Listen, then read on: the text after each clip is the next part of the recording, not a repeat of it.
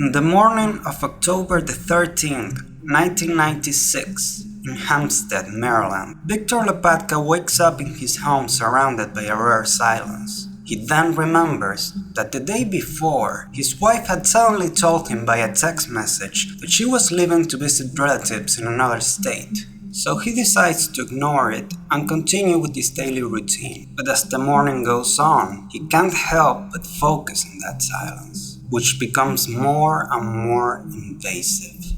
His wife's absence begins to haunt his thoughts, gradually, bizarrely. Victor can't shake the feeling that something is terribly wrong. It's as if he intuitively knew a tragedy is happening in the background, one beyond his reach. Now visibly stressed, Victor turns his gaze to his wife's belongings on the table and notices a handwritten letter that had gone unnoticed until that moment. He soon realizes it belongs to his wife, and upon reading it, all his feelings up to that moment become sadly justified.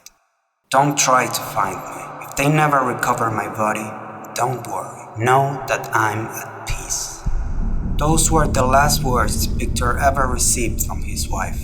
This case is very particular because technically there is no victim, no serial killer, and no indiscriminate cruelty like in the other cases I have covered on this channel. This video isn't about a homicide.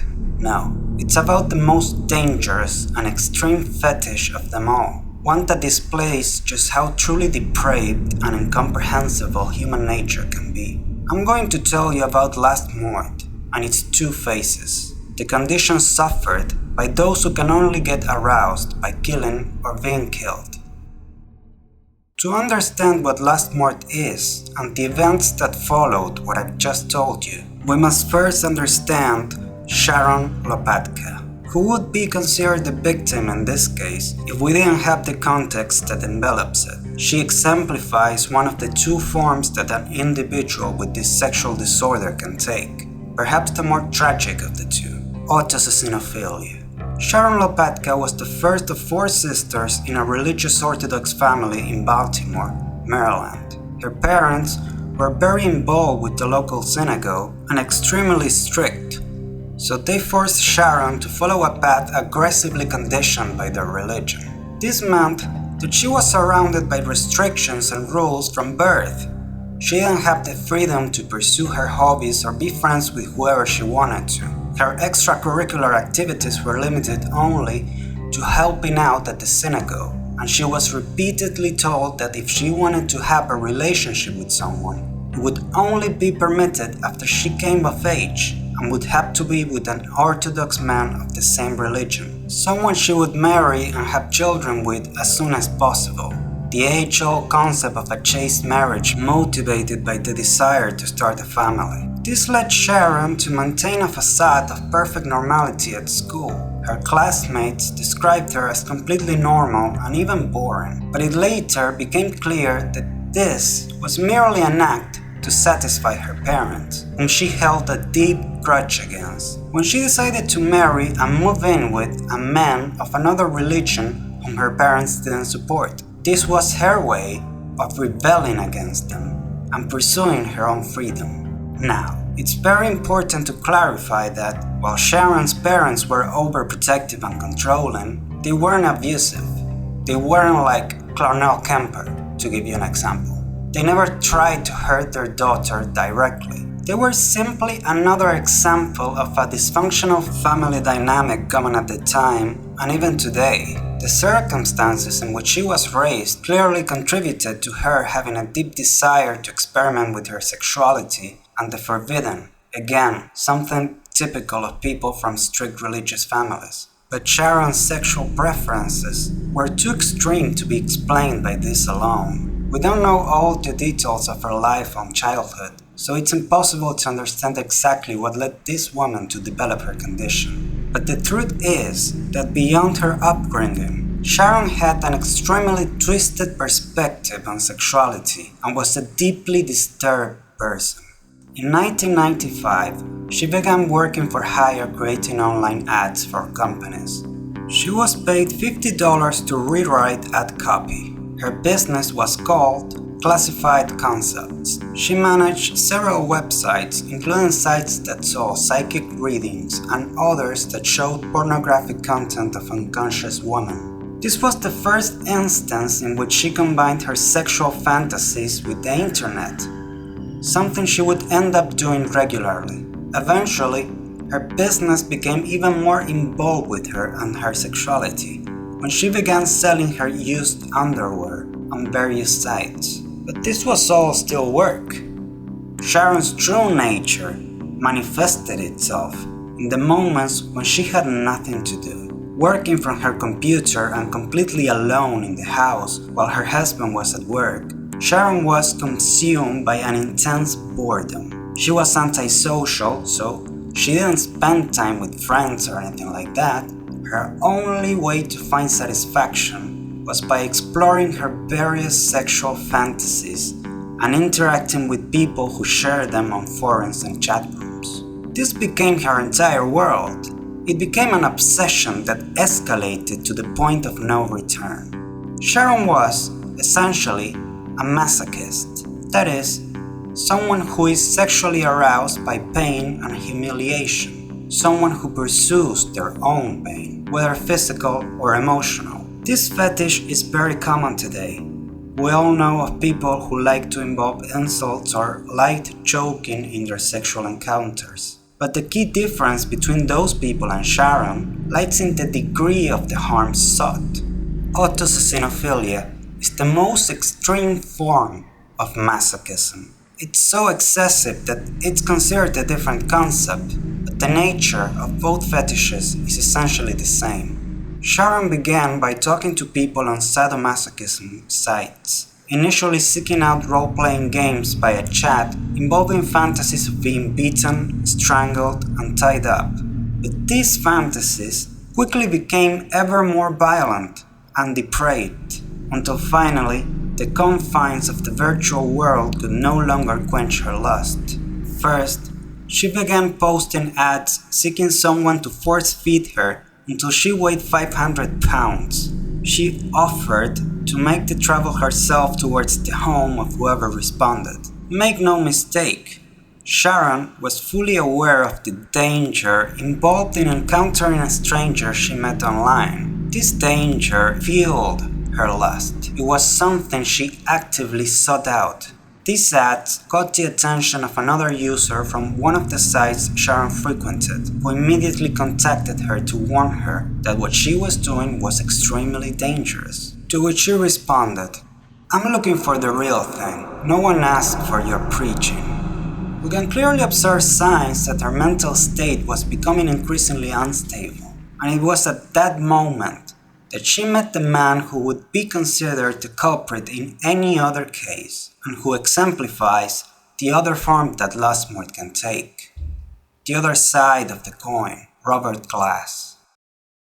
Robert Frederick Glass worked as a computer analyst for the Catawba County government in North Carolina. His duties included programming tax records and monitoring the gas mileage of county vehicles. For 14 years until May 1996, Glass was married to his wife, Sherry, and the couple had 2 daughters and 1 son. Robert had no criminal record, only a speeding ticket and an expired vehicle inspection, and his wife and neighbors described him as a nice, hard-working man. This perception quickly changed when Sherry discovered that her husband spent almost all of his free time on forums and chat rooms about necrophilia, bondage, and sadomasochism. Sherry also learned that he used pseudonyms to send emails and leave comments detailing his sexual fantasies, involving the extreme torture and murder of women. Now, to no one's surprise, Sherry decided to break up the marriage and move with her children as far away from Robert as possible. After this breakup, neighbors reported that Robert became markedly antisocial and began neglecting his appearance and home. As I mentioned before, Robert suffered from the second form of lustmord, the other side of the coin. So, if Sharon was essentially a masochist, Robert was a sadist. Again, There are many people who enjoy incorporating elements such as insults and light asphyxiation into their sex lives. These are very mild manifestations of violence and are usually consensual. Once again, the difference between Robert and these individuals lies in the degree of harm they wish to inflict onto others. The name of this condition, which is the most extreme version of sadism, is erotophonophilia. It was at this point in his life that he met a woman with a real interest in being brutally tortured and murdered on one of the forums he frequented, none other than Sharon, and thus the worst case scenario was born. Now that we have all the necessary context and know the two parties involved, we can accurately explain what the world's most dangerous paraphilia consists of. It manifests itself in individuals who experience constant boredom and lack the need to socialize with other people. These people are not necessarily cruel or lacking in empathy, but they tend to be extremely selfish, putting their obsession with satisfying their sexual urges before their loved ones and responsibilities. These sexual urges are the most extreme variants of sadomasochism. They seek, in its first form, to be tortured, disfigured, and permanently maimed in the form of mutilation and amputations, before ultimately being murdered. This is not a fantasy or role-playing. The risk of death and the injuries must be real. In its second form, one present in a large number of serial killers, the goal is to torture and make another person suffer as much as possible until finally ending their life, indulging in the most creative ways of inflicting pain. There is no known cause that can reliably explain why a person develops this condition, be it one version or the other, and little is known about either, simply because no one would tell a specialist that they would like to be killed or kill others if they actually intend to make their fantasies come true. So there is no way to fully explore their minds and how they function. When Robert and Sharon met online, they proceeded to exchange more than 800 emails over several months, detailing everything they would like to do once they met. I can't give you many details, but I can tell you that they included specific uses for items ranging from rope, wire, and pliers to pins, knives, and soldering irons. Victor Lopatka, Sharon's husband, didn't know anything about the exchanges between his wife and Robert during this time. Eventually, Robert and Sharon's urges grew out of control and, almost inevitably, they made arrangements to meet in real life and carry out all the plans they had been developing over the past months. On October 13, 1996, Sharon drove by herself to North Carolina, where she met up with Robert and spent the next 3 days at his home. During these days, she was tortured in unimaginable ways and was finally strangled to death, her body buried in the yard behind Robert's house.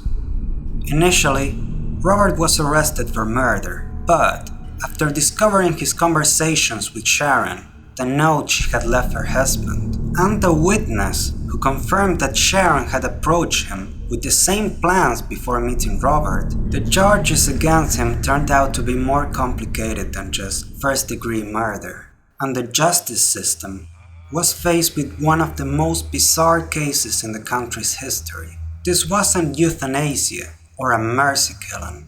It was the first officially recognized case of sexually motivated consensual homicide. Robert was sentenced to less than 10 years in prison with the possibility of parole after only 2 years. But he never returned from his prison cell, suffering a fatal heart attack at age 51, 2 weeks before his officially scheduled release on parole. As I said, technically, there were no victims or culprits in this case, the operative word being technically. What do you think about it? Should Robert have received a harsher sentence? Or maybe none at all? Was there a victim and a culprit? In a case as twisted as this one, The answers to those questions depend solely on your judgment. Now, while it was believed that the number of people with dangerous sexual disorders was extremely rare in the 20th century, it has been confirmed that they are far more common than it seems. As for lustmord, as I mentioned before, very little is known about it. What you heard in this video is virtually all the information we have about the condition. But don't get me wrong, that doesn't mean that this is the only known case of a sexually motivated consensual homicide. Just the one we have the most information about. In fact, the most recent lustmord case occurred this very year, in 2025, known as the case of the Vietnamese butcher. But that one is part of something much bigger and even more sinister, the snuff film industry, which will be the subject of my next video.